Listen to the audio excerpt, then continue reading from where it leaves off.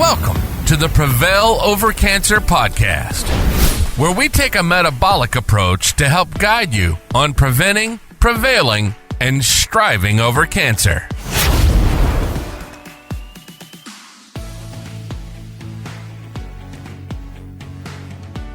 We are live on Prevail Over Cancer Podcast. I'm Jeff Lopes, my incredible co-host Keith Bishop. How are you, buddy?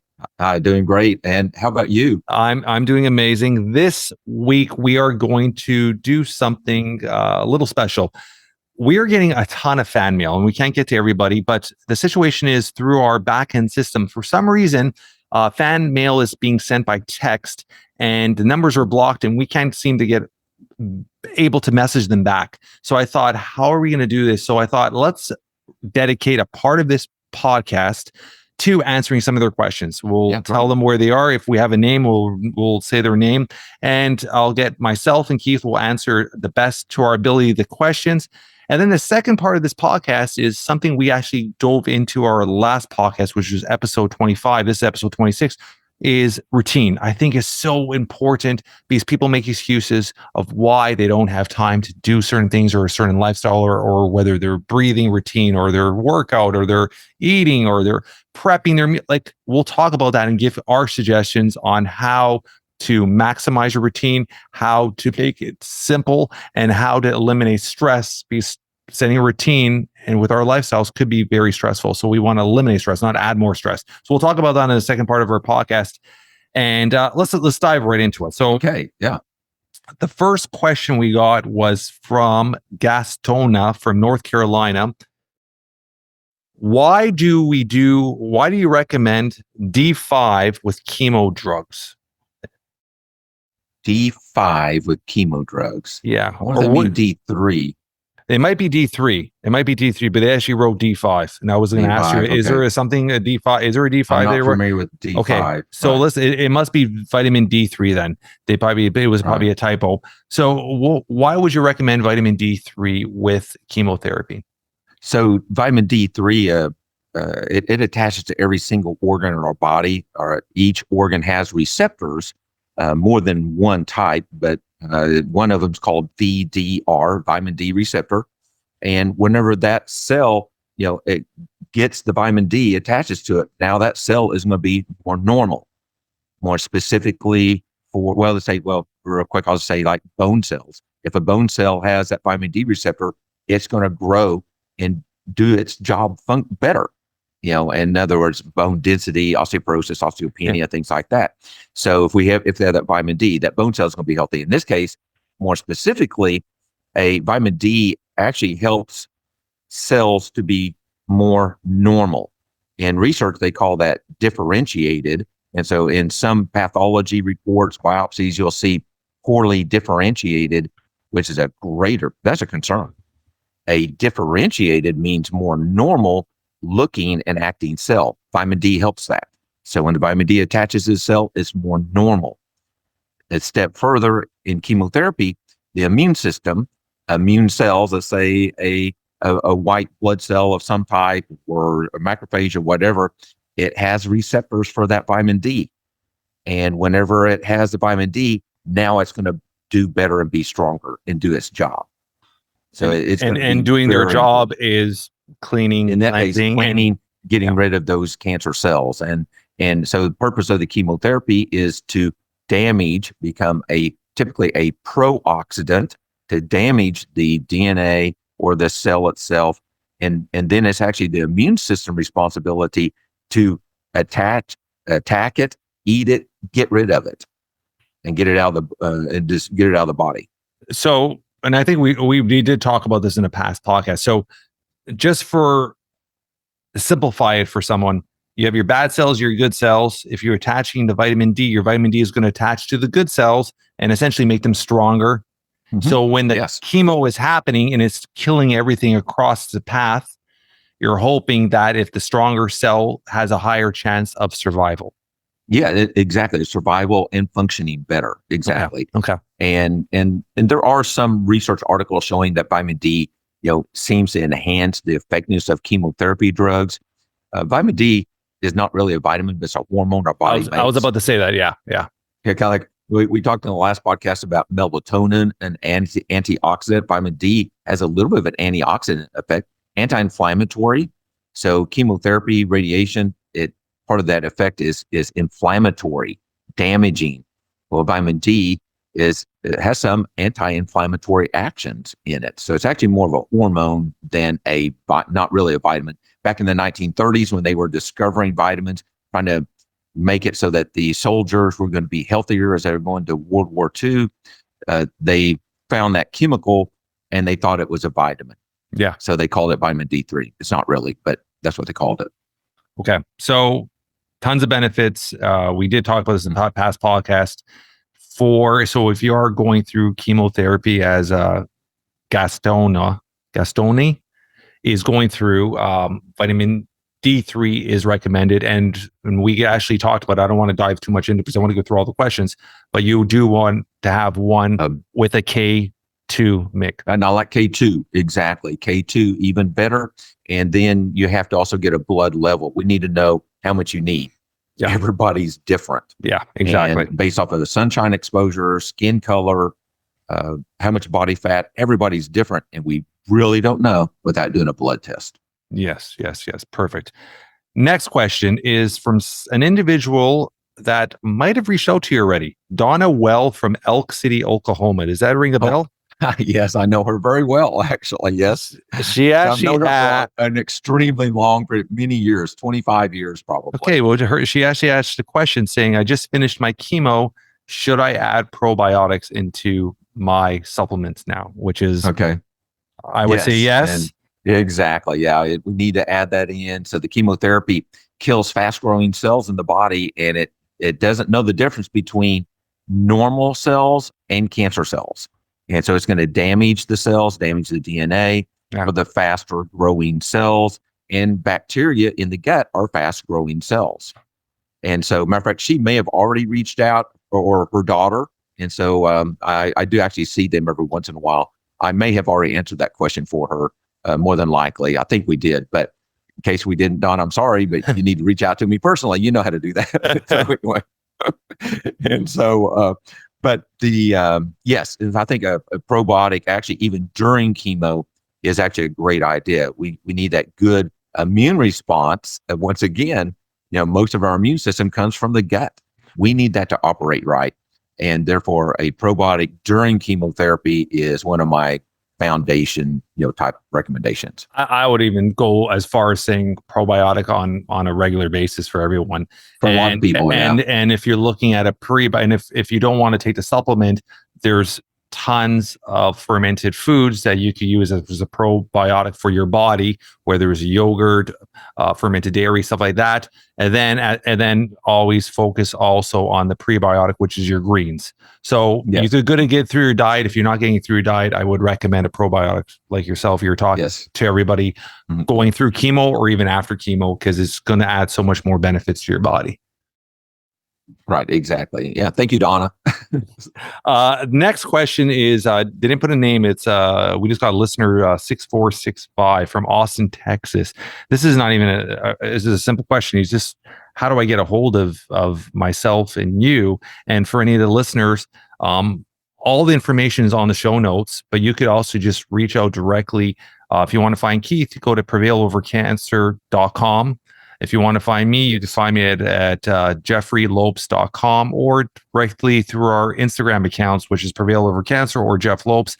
And you could even directly reach out to me if you want to get a hold of Keith, and I'll pass you all his information.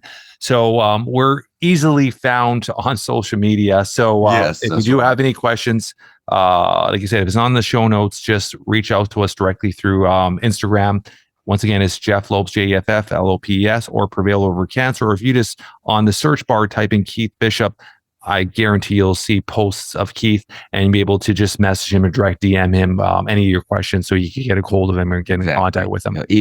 Even internet searches. As a matter of fact, I may have also talked to that person. So I did have somebody from Austin recently. So perhaps. Perfect. Next question is from user, another didn't have a name, 8758, and they are from Lancaster, Pennsylvania. They're actually inquiring about lymphatic massaging. And that's something I think do we ever talk about, do you do this? I don't do it, and Okay. I think you have. I do it. I do it every day. I do it every single day. There's a ton. If you just Google or YouTube it, I did a post, God, maybe 6-7 months ago. If you go through my Instagram account, actually showing how to do it, where to do it, to self-do it. It's very simple. It takes about 2-3 minutes. I do it every single day. I got my morning routine down packed where now my routines are always changing. They're modifying to my schedule. So now my morning routine for the last couple of months is up super early in the sauna by 6 a.m. Once I get out of the sauna, I do my lymphatic massages. I do a quote unquote vibration, which I literally just hop in a spot and wiggle my body around about 100 times. And then I slap my body and I do a full body slap. And then I do 50 deep breaths. And with the sauna, with everything, it takes me about 30 minutes, 25-30 minutes. And I'm good to go for the whole morning. So lymphatic massages is literally just circle round motions. I do them behind my ear. I do it over the collarbone. I do it in my underarm pits. I do it in my belly. I do it my groin area. And then I do it behind my knees. You rub them for about 5-10 minutes. You can even lightly tap them. Your lymphatics nodes are just under your skin, so you don't have to push deeply. Even tapping gently 10 times is just to get them activated so your system drains itself. So like I said, behind your ears, over your collarbone, under your armpits, your belly, your groin area, and behind your knees. Do that 10-15 times twice a day. It takes you about 30-40 seconds, right? And it's going to do wonders for you. So that's for that gentleman that was asking, or that user. I don't know if it was a gentleman. That's where you could do it, and you could even go on YouTube. There's tons of people with videos and stuff like that showing all that as well. Mm-hmm. Yeah, great. Next question is from Texas as well, Grand Prairie, Texas. Thoughts on B17 and I don't even know what I pronounced. I don't want to butcher it. It's Laetrile. Yeah, Laetrile. Laetrile. Okay, so B17 and Laetrile. What are your thoughts on it? I don't take either. I've never even really researched any. So what are your thoughts on it, and what are the benefits for those? Yeah, so somebody back in the 70s kind of labeled that as B17, vitamin B17. It's not really a vitamin. Actually, it comes from apricot pits, seeds. Yeah. And it's an extract. Another term is in the medical research, it's called amygdalin, I believe it is, but it is also our body actually makes cyanide from it. Okay. And so it is a toxin, a toxic chemical, and people take it to get the amygdalin and or cyanide from it. And the theory behind that is to fight cancer, kill cancer cells, kind of like a natural chemotherapy, type item. But the issue is that it's also toxic to all cells. And my personal concern is once you get up to a level to starting to address the cancer cells, you may also get some systemic toxic effects in the body, like chemotherapy. There's going to be some side effects of it. It's not extremely well studied as to how much you need, and everybody's different. But it's surprisingly a popular type item. I typically don't go into that because everybody's different, and it can be actually pretty toxic. When you think of cyanide and you think of death, that's the first thing that comes to your head. That's right. It's crazy you're saying this, because when I was a kid, I couldn't have been more than 15, 16 years old. I remember watching this TV show, and it had this incredible story of this young gentleman that had stage 4 cancer and had beat cancer against all odds, and everybody gave him like 2 months to survive, and it was like 7 years later, and he was just fit athlete. And he said he had beat cancer with apple seeds. And later on in life, I heard that apple seeds were cyanide. Don't take them. So it's now that you're saying this, it just rang a little memory bell in my head. So I guess it's kind of the similar effect. Yes, it is. Actually, there are a lot of seeds do have some of that in it. And yes, apple seeds are one of them, but those are little tiny seeds. It's difficult to get enough of them in that. Yeah. Apricot seeds, are a little bit bigger, and there's companies that actually, gather those up, and because there's dried apricots that are popular. Well, then they just don't throw those seeds away, those pits away. They turn around and either use that as part of their like another division of their company, or sell to somebody else, and then they will process those, and you can take those by themselves, or there's probably even capsules available on that. Interesting. As a supplement, type of an item, but a food. And the second one, the you pronounced it, I've already slipped my mind. Is that the exact same thing? The Laetril, yes, it's all the same thing. Okay. Yes, Laetril, B17, Laetril, and I believe it's called amygdalin. I may be missing a vowel or consonant in that amygdalin, but once again, it's actually kind of more of a cyanide type effect. And there is medical research, in those items, and the research being, but it's a natural product, so they're not going to bring it out as a drug. So now the researchers say, okay, well, this does work against cancer, and it does have some effects, but how can we tweak that to make a drug out of it? So we're going to change the chemical structure a tiny bit. Now we have a new chemical, and then they test it against the cancer cells, and they test it against the animals, and they might bring it out, and they haven't done that yet as a chemotherapy drug that I know of, because it's just, once it gets to therapeutic levels, it's just too toxic against all cells. Okay. So it's something that you wouldn't recommend, but is something that there is studies and research out there to show it does have some effect, but it's finding that right balance. That is, you're not going to harm yourself like a chemo drug. Correct. Okay. Mm-hmm. Interesting. I've never heard of it, but it's like I said, it brought back a memory of these apple seeds when you started talking about it, which is, it's so crazy how your brain works and how certain things never leave your mind. And I don't know why I always kept that in the back of my head, where it's like apple seeds fight cancer. And it was always in the back of my head. The next question is user 1328 from Alabama, New York. They dealt with colorectal cancer, which I'm assuming they have a colonoscopy bag. So protein shakes are a huge part of their diet. They are asking two questions. Would you recommend a protein shake without glutamine? And if you do, is there a certain brand that you recommend? As I'm aware, most protein shakes always automatically have glutamine in it. Am I right or wrong with that? Or do you find them they're separated? Yeah, they are separated. Oh, they are separated. Okay. Yeah, they are separated. So some do, yes, but that's actually geared more for bodybuilders, exercise and bodybuilders, because the glutamine does help with muscle recovery. So in exercise, we work hard enough to literally damage that. After the exercise, take the protein shake with glutamine, L-glutamine added to it, one of the amino acids, and that actually does help repair muscle. It also helps repair the gut. And that's probably where they're kind of coming at on that. Yeah. It does help repair the gut. So I will use that for inflammation or ulcers or colitis. Yes. Okay. But the problem is that it also is matter of fact, even in chemotherapy years ago, we used to use it for chemotherapy for mouth sores. Yeah. And mouth sores, esophagus, stomach sores, damage from chemotherapy or radiation. And it does help the cells to repair, but it is also an energy chemical.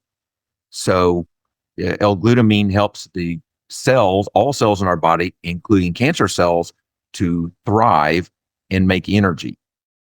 So there's a little bit newer. It's that fine line of which cells it benefits. Yeah, exactly. Yes. So if you have cancer, I typically don't recommend taking, or I've had cancer, I don't recommend taking L-glutamine as a separate supplement. And even we call it the metabolic approach to cancer. Yeah. We're trying to bring down glucose levels to a lower level. And glutamine actually hand in hand to bring those down to low levels, so that enough to where our body can repair, but not to provide easy energy for cancer cells. And glutamine is one of those. So glutamine, if it's listed on the amino acid profile on a protein powder, they've added it, because typically glutamine is not normally found naturally like that, but our body makes L-glutamine from other amino acids. Yeah. And so in the metabolic area, like I will use supplements before meals to decrease the L-glutamine production from other amino acids. So which is like berberine and green tea. Green tea, yep. And actually resveratrol. There's actually a whole list of them, curcumin even, and quercetin. All of them actually, to a certain extent, do help decrease the conversion of amino acids into L-glutamine. And therefore, our goal is to, by lowering the glutamine, it makes it more difficult for cancer cells to just have a rapid metabolism and growth type of an item. So it's kind of an application. I say metabolic, but think of it as we're trying to starve the cancer cells. Yeah. Okay. By doing that. Okay. So I guess the fan mail here, they are aware of the negative effects of glutamine. So they're just asking that question. So stay away if we have been through a cancer journey or we're going through a cancer journey, stay away from glutamine, because I mean, the benefits and the negatives outweigh the benefits. Yes. Unless there's a specific issue. If I had somebody that had, a major esophageal, or a stomach ulcer, I might use it very short term, but not years upon years. Just to heal the area. Exactly. Just heal it, and then that's it. I've also seen many years ago, we were using it in patients that had cancer to help out with this issue, and have to admit, every single one of those patients I know of that used the glutamine did not do good. They did not survive. And so because they had major damage inside their gut. And I don't know if the glutamine was an issue, but they did not survive. Yeah. So there's a possible link there too. Yeah, that's interesting. The last question we're going to do for today, and this, I think that we will every maybe couple of weeks we'll do that, right, answer these questions, and it's something we are going to start doing, and we had talked about quite a bit before, but I want to do, and I think you're very positive with it, is bringing on cancer survivors so we can actually talk to them and hear their story. So this is something I have lined up, and hopefully in the next couple of weeks, we're going to bring on our first one and hear their journey, hear their story. And at the same time, we could give advice as myself as a cancer survivor and yourself as a specialist. So we could give advice to any questions they have, but at the same time, hear their journey, hear their story, hear what they went through. Cause I'm sure these stories are going to connect with a lot of people. So I think they're going to be a great thing and a positive thing, hearing survivors' stories. The last question is from somebody actually locally to me, Oakville, Ontario, user 5882. And when I read this one, I was just like weirded out, but I do understand it. They said, why is my oncologist against turmeric through my journey, through my chemo journey? Yeah. Okay. Let's hear your thing. Let's hear where you're going to go with this, and then she has breast cancer. Okay, so what happens is that the chemotherapy drugs are going through the liver. So injectable or oral, whatever, it typically is going to go through the liver. The liver is going to change it into other chemicals and metabolites, and eventually the liver changes it to a form that we can get rid of it, excrete it out, whether it be the urine or in the stool. The challenge is that curcumin also goes through the liver. And so now in curcumin at a high enough of a dose to have an impact, an anti-cancer impact, is actually more like a drug. And it actually occupies the same detox system. And the more things that we have going through that same detoxification system, now potentially a chemotherapy drug may actually become more toxic. So, interesting. Good or bad. Interesting. Now, good or bad on that. So now there's still another aspect of it, is that turmeric, which the active ingredient curcumin, also increases the effectiveness of the chemotherapy. partially because of that, maybe. Depends on the drug. Each drug is a little different, how it's metabolized, but curcumin is very well known to actually enhance the effectiveness, maybe because of higher levels.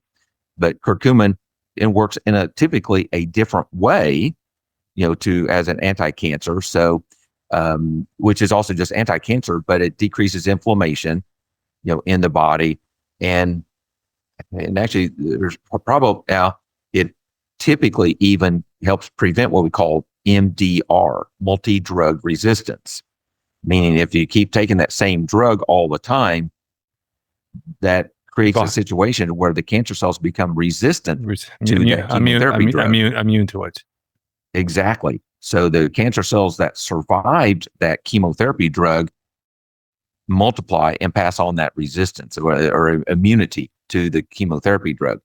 Well, if we add other things on, so that's why oncologists will typically give 2, if not 3, sometimes 5 different chemotherapy drugs at the same time for the same type of a thing to decrease cancer cells surviving. So if we can hit it from several different ways, the cancer cells have a tendency not to survive as good. Curcumin, the same thing. And I think that's the main things that the doctors are concerned about is going to be the blood levels. It has a tendency to make the chemotherapy drugs a little bit more toxic potentially. And so some supplement companies that specialize in this area, oncology even, they'll say not to take the curcumin, active ingredient, turmeric, type products at the same instant that you take the chemotherapy. So I will sometimes, with my clients say, stop your turmeric, curcumin products a day before, the day of, and the day after. Just take a little break. Matter of fact, I'll do that often with almost everything. Just take a break, do some fasting, water, coffee, tea, but no food, but do some fasting before and during and after to reduce side effects and enhance the effects of the chemotherapy. At the same time, just take a short break, on the supplements with that. Anyways, that's where they're coming from. There's potential interactions, but it actually is more theory than anything else. And there's still other theories out that it can actually benefits. Yeah. Okay. Yeah, benefits. Okay. That's some great information. Let's finish off this podcast with something we dove into at the end of the last podcast, where it's routine. A lot of people have busy lifestyles. A lot of people have excuses why they can't work out all the time. They have excuses why they don't eat properly. They have excuses why they don't sleep a right amount. And all of a sudden they get diagnosed. And now they're scrambling, trying to figure out a routine and trying to figure out something. And the scary part is we've talked about this before. You get to oncology and an oncologist will turn around and say, whatever you're doing, don't change. You're fine. Right. Let's load you up with drugs and just keep what you're doing is fine. That's not what got you here. And that's something I heard from my oncologist, but it's something that you hear on a regular basis is it's not your diet. It's not your routine. It just happened to you, and we need to put you on these drugs to get rid of it. The bare fact that routine is such a part of my life, such a part of your life. We talked about this where you're saying you're doing your deep breaths on the last 5 minutes of your drive to commute to work. Right. I wake up every day. I got the same routine now. And my routine does change. It does change due to my lifestyle. But I once my lifestyle starts changing, my routine might change, but the things I do don't change. So what I mean by that is that I still make sure I work out. I still make sure I try to get my sleep, and I still try to make sure I do my supplements. I still do my saunas. It just changes. And I tried to do is multitask, where I try to incorporate a big chunks of my routine together to eliminate time. So time is not an excuse. Morning routine now, I think we talked about our last podcast. I wake up in the morning, I do my sauna. Right after the sauna, I do my lymphatic massages. I do a quote unquote vibration, which I hop on the spot for 100 times. And then I do 50, sometimes 100 deep breaths, just standing up, deep breaths, hold them for a slight sec.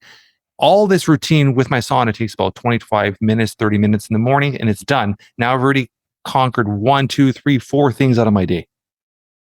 On Sundays, I make sure I make my ginger turmeric shots for the week. I get my meals prep for the week. I get all my supplements all organized, morning, night, evening, everything set for the week, all planned for the whole 7 days. It takes me about an hour and a half, 2 hours of my Sunday. But now the stress and anxiety of the rest of the week, from supplements to my ginger shots, ginger turmeric shots, to my meals, everything's done. So preparation and organization and setting a routine is so valuable. I know it's so valuable with you yourself. So give me an understanding of how you prep yourself and how your routine works. I do a similar type of routine. So first thing in the morning, I get up and actually start the coffee and start boiling the water and coffee. The water's actually ready. I just push a button to boil the water. The coffee, I ground it last night, beans last night. And so, but I'll go ahead and put the coffee in my press, and while the water's boiling, I'll take advantage of that moment. And I'm going to do some stretching and some back stretching, and, kind of like some yoga type poses, and take advantage of those couple of minutes in the water, getting ready to boil. And then, matter of fact, I'm always thinking of this. There's always things I'm doing. So then once I pour the water into the coffee and waiting for that coffee to get ready, I'm actually doing more stretching and breathing. And so I'm doing 20 breaths. And matter of fact, my wife, she thinks that I'm just silly. Anyway, and so does our son. So, and I'll go up to the kitchen counter and actually push up on the counter and hang. My feet are hanging off the ground. And I'm just and then I do 20 breaths and hanging, and combination is I'm concentrating on that, and even just concentrate on my back and feel the spine, kind of lengthening a little bit. Sometimes there'll be a little bit of a pop, in there and then even I'll kind of, after about 5 breaths, and I'll kind of do a little bit of a rock, a bell, a rock, like a bell, I don't know what they call that inside a bell, but I'll do a little bit of a rock, just kind of, and then hang a little bit more and do that 20 seconds. And then, so I try to take advantage of that moment. And we talked previously, so while I'm walking through the hallway, I'll take a deep breath and to take advantage of that moment. And because I spend most of my day talking to people, short breaths, and I'm not doing this deep breath. Although while you've been talking, sometimes I may grab a drink and drink something, or I do the same. I do the same, and not even. So nobody knows it. I'm not, but I'm doing that deep breath, and it does feel good when we concentrate on that. So anyway, then I actually cheat with the sauna a little bit. I take my hot coffee into the sauna and sit in the sauna, and I do some breathing, some prayer, meditation type things. And after about 5 minutes, I don't drink extremely hot coffee. I have a sensitive mouth, and so I'll just kind of I wait till there's no steam, but it's still warmer than my body, and I drink that coffee while I'm in there because I want to heat the core part of my body. It does help my body temperature to raise up a little bit. But I'm taking advantage of that sauna, and with prayer and breathing, and once again to take advantage of that moment, and then get out, and even with that, then to cool off, and then a cold shower. And I'm not doing the lymphatic massage thing yet. So my routine is actually evolving and changing as we've shared. And I'm transitioning from actually a 35-minute commute every day to work and then back. And so I'm going to have a little bit more time. And so I'm working at my home office now. And so I'm going to have more time. I can do more things. And actually, I can spend more time with my wife. So part of that routine is important. And so my wife, and I appreciate that so much, but my wife definitely appreciates that extra time, me just sitting with her, for a while, and part of that routine. But it changes. Sometimes if I have a project temporarily, it's going to be a different routine, for maybe a few days or a short season. And then once again, kind of get back into it. And then throughout the day, in between appointments, once again, I do that breathing technique because I wasn't doing my deep breath. I'll do that. I'll do a little bit of stretching between appointments. And then come lunch, while I'm preparing lunch, it kind of depends on what I may be fixing. Usually it's leftovers. But I may do a little bit of stretching once again, or even some push-ups, during lunch. If I'm waiting on something to heat up, I'm going to be, doing something that's good for myself. Yeah. And like doing push-ups. And matter of fact, associates have come into the pharmacy and what are you doing? I'll say 300, 301, kind of clowning around, but they're used to seeing me do push-ups now, and to take advantage of that moment. And I'll have to admit, I'm not doing it against the floor. I'm going to be doing, I call it a modified push-up against we have a table where we will put snack things, and a lower table, more like a desk height, and do some slow push-ups and concentrate once again on the breathing and muscle position, and almost an isometric type thing. I was going to say, it's isometric. It's motion. There's resistance, which is all benefits. And as we get older, is so important for us. Exactly. So from there, part of your routine too, and I love how you were just talking about how you modify stuff, and what you're saying is so funny, because I'll think of myself where every time I pump gas, I do 100 calf raises. As the gas is pumping, I lean on the cart, I do calf raises, or I'll do I do my calf raises while I'm brushing my teeth. So I'll do that. And then when I'm flossing, I'm squatting. I'm doing to a squat while my wife just thinks I'm crazy, but I want to use that moment. I don't have 36 hours a day. I do. I have a grounding mat, and I'll put it down, and as I'm watching TV or in the evening, I'll put my feet on it for 20 minutes. So I'm doing my grounding while I'm watching some TV. Or I've really focused on, as we get older, so important, mobility, flexibility. So what I do is I do a deep squat, and I'll just sit in a deep squat watching TV, and I'll put my phone on the floor and time it for 2.5 or 3 minutes. Now I've got to the point I could do it up to 5 minutes. Before 30 seconds, my knees would be shot. Now I'm up to I could do 3 to 5 minutes, no issues. So I'll do a deep squat and watch TV. So there is no excuse, because you could do it on your leisure time and still do certain things. So anybody that is going through a situation in your life, and we talked about in our last podcast, a stressful time in their lives, anxiety, high moments in their lives, and are trying to find excuses not to do it, find a routine. Just make a routine that'll eliminate those opportunities not to do it. Whether you're at work, go up and down the stairs, go for a walk at lunch instead of sitting on your desk eating. Grab your food, eat quicker, and go for a nice power walk. There's so many things you could do that are going to create benefits to bring down anxiety, bring down that stress, and help your immune system, help your body defend, fight, or prevent cancer, right? Mm-hmm. Exactly. Yes. And so even the nighttime routines are important. Yeah. And to help with sleep. And so as the evening goes on, I have to admit, I work way too many hours, especially during this transition. So combination of general practice and the cancer things, and it's getting better, but I'll work until 9:00 at night. Yeah. And so I have to find, even during those periods, find little breaks and do things. But at 9:00, that's it. Yeah. And matter of fact, I'm relaxing in the living room, and the TV's on. It's 15 feet away, and some silly TV show's on, and then all the lights are off except for one light bulb over here, and not facing us, but one light bulb.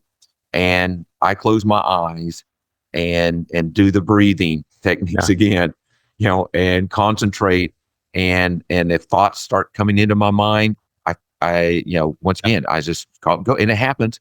I just go back to the breathing, my tongue position, and clear that out, and even say some gratitude. Thank you, God, for this and that through the day, just to help get that out of my mind.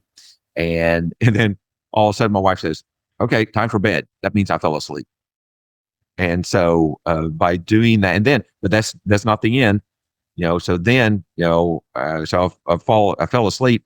I still got my clothes on, and so go in there. And so already previously, I turned on a little night light that's next to my bed, and so I go in there and take my glasses off. My eyes are closed. Take my glasses off, take my phone out, plug it in, not close to me, but it's going to be over here, and to charge that. And but I close my eyes because I don't want that little tiny, less than a 5-watt light bulb hitting me in the eyes.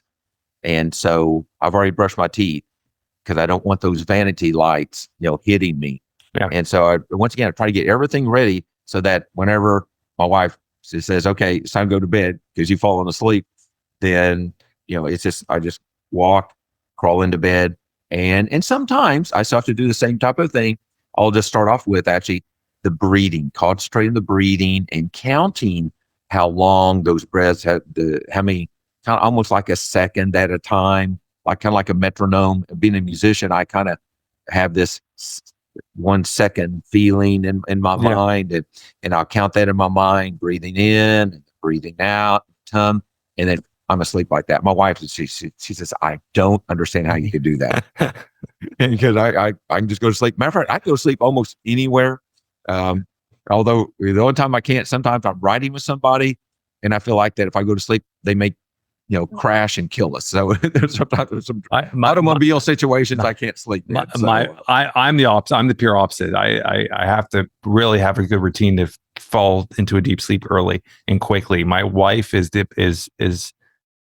a splitting image of you when it comes to it. She'll literally sit on the couch. It's 8:00 at night. We finally sit down and watch a little TV or watch a TV show. Within a minute, I turn around, she's out cold. So she could fall asleep anywhere, anytime, anything. Nothing affects her sleep. Like I'll wake up and I'll go let the dog out. I'll walk around. I'll do something. I'll go to the bathroom. I'll get back into bed. She will not even realize I'm up or at all. She gets into deep sleeps. And she doesn't take no melatonin. She doesn't take nothing. Her body just shuts down and it's done. When it's sleep time for her, which is, be honest, is great benefit and is probably really, really good for her as well, right? Yes. So currently I do the breathing techniques, but even years ago, I learned I could do this before I learned about breathing techniques. And, in college, Psychology 101, we actually had a little exercise, a freshman course, but a little exercise in that psych class of kind of like a meditation about, tensing up muscles, like starting in your toes, tensing up your toes and relaxing but concentrating on our body, being aware and concentrating, tensing up a muscle and then relaxing and then moving up the body. And matter of fact, while we were in class, I fell asleep, and so, doing that. And so therefore I could do that even in a different way, but I same thing. I could literally go to sleep almost any time if I wanted to. Yeah. And so, which is a blessing in a way. So I'm blessed with that. Once again, this has been a ton of information. I was so glad we were able to answer some of our fan mail. And like I said, we're going to make this on a regular basis. And I love how we ended the last podcast with routine, and we kind of segued and talked a bit about your routine, my routine, which I think, once again, it's so important for people to have a routine, and it eliminates excuses. It'll keep your mind, body, soul focused on what you have to do when it comes to the cancer fighting journey. So thank you so much for this, buddy. And until next week. And like I said, our goal is to start bringing on some cancer fighter stories and hearing their inspirational stories. So that is hopefully something to look forward to. And we are going to, on a regular basis, start bring out a podcast to answer our fan mail. So if we didn't get back to you earlier, or if you are Donna and you could reach out to Keith directly, do it. But this is awesome. And I appreciate everybody. And I appreciate all the support. And I appreciate the downloads. I appreciate it. Like, it's insane the amount of downloads and fans and people reaching out and saying, thank you for doing this. Because it's something, when we started, it was a vision I had of everything I went through. I wanted to make life a little easier for somebody that's going to go through that journey, which I went through, because I scrambled because I didn't have resources. I couldn't find information the way I wanted to. So I wanted to have something I could offer information and help somebody with your expertise. And we're doing that. So this has been an incredible journey, and I'm excited to see where it's taking us. Yes, it's wonderful. Exactly. And that's one of the biggest challenges, is that initial diagnosis. And we got to have that routine, to help us get through that and seek help. Yeah. This is awesome, buddy. Okay. Until next week. Thank you, Keith. Okay. Thank you.